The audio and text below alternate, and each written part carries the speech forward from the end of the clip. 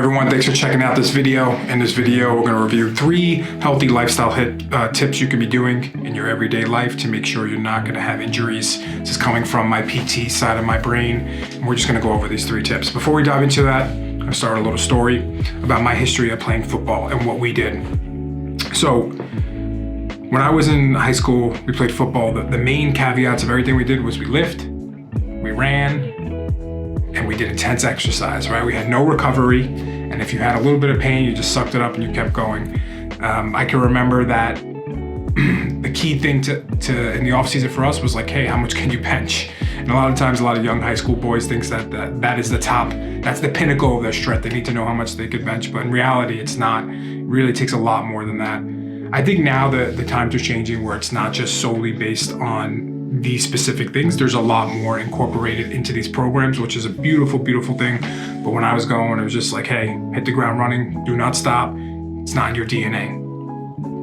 So for us, we're gonna talk about these 3 healthy things you can start doing. The first one is injuries compound, right? I wanna talk a little bit about shoulders, and this one might be specifically for men. And traditionally what happens in men when they're young in their teenage years, they have a shoulder injury, they get injured and it goes away and they're like, oh, okay, my shoulder's fine, I'm gonna be just fine. From 1 to 2 years after that, it comes back and it lingers a little longer, but it goes away. And they're like, oh, hey, I'm gonna be fine. It's exactly fine what I wanna do. In the 30s, it happens a 3rd time. This time it stays for a little longer. Like, okay, maybe I should seek some help for this. They maybe get a little PT or hands-on treatment, then it goes away, then they go doing what they're doing. In the 40s, that's where you see rotator cuff tears. So I use this example to say your injuries compound over time. Once you have an injury, once it's important that you make sure you're consistently addressing the imbalances, you're addressing the scar tissue that may be there, the soft tissue, you're addressing the lack of flexibility and the strength. Especially, again, using the shoulder as an example, the little muscles of the shoulder need to be strengthening diligently, because if you're not strengthening them and there was an injury, you're going to start to compensate and it can open up a whole nother can of worms.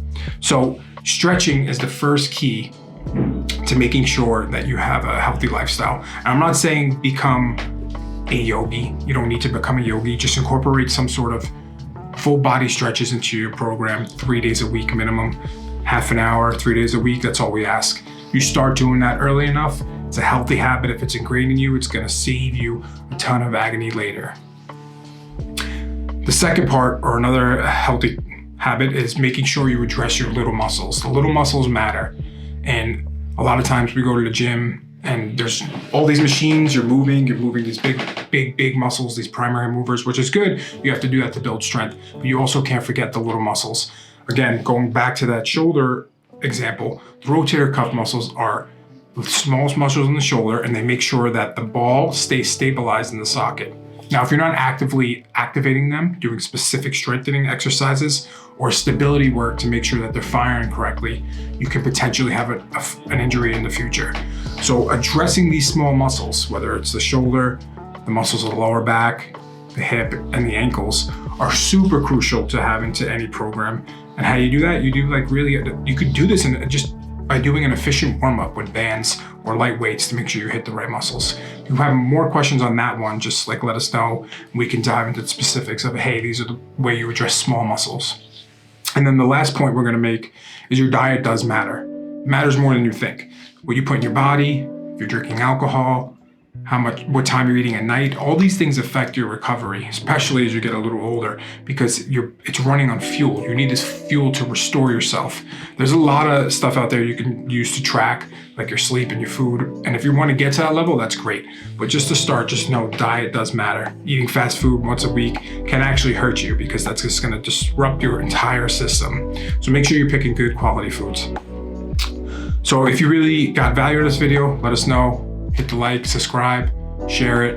Again, comments are much appreciated. Thanks for watching.